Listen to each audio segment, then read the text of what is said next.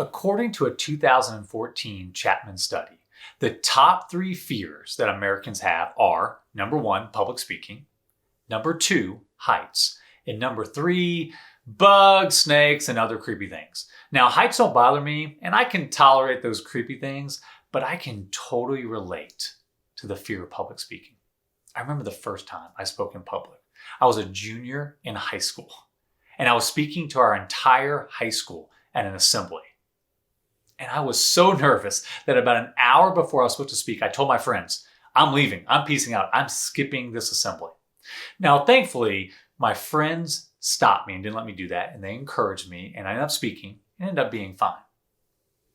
But you see, public speaking, it's not just for CEOs or pastors or professional speakers. If you want to be a leader and influence other people, at some point, you're going to have to speak in the public arena.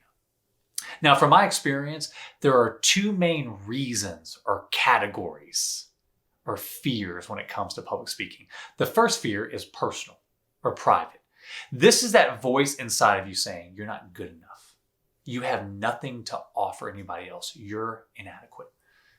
The second reason or fear is public. You see, when you speak in public, you're exposed. All eyes are on you, and you start thinking, what do they think of me? What if they don't listen to me? What if they don't like what I have to say? What if I have nothing to offer them? What if I make a mistake? What if I fail? What if they laugh at me? It's all those what if statements.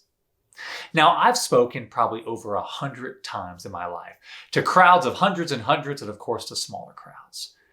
But no matter the size of the audience, every single time I speak, I get nervous and I have to battle the fear that comes with public speaking. But over the years, I developed tips and techniques that have helped me become a better speaker, and I want to share those with you over the next few sessions. But before we go, I want to talk about how to battle those 2 fears, that personal fear and that public fear. And it has to do with self-awareness. Now, I've talked extensively about self-awareness on Your Virtual Coach and how important it is to a leader. But I also think it's important when it comes to public speaking.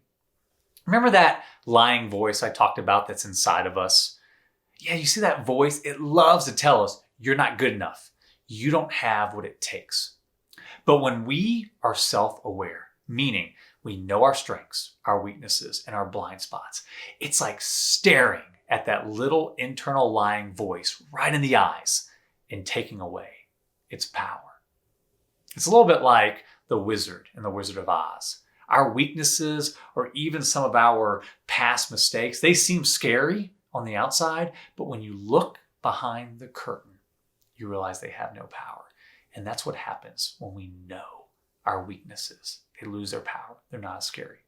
The other great thing that happens when you're self-aware is that as you get to know more of your strengths, you start seeing more of what you're passionate about, and you start having more messages, and you gain a platform that you naturally want to share with other people. Those 2 things have helped me become more confident when I speak in public. Here's today's game plan. I want you to write down everything that scares you about speaking in public. I have found that when you write these things down and you think of the worst case scenarios that could happen, they're kind of silly. They don't scare me as much anymore. Then what I want you to do is I want you to start brainstorming some topics or some things you're passionate about that at some point in your life you would love to share in the public arena. Let me leave you with our tweetable lesson. It's by author and speaker Michael Hyatt. More often than not, being brave is doing it scared.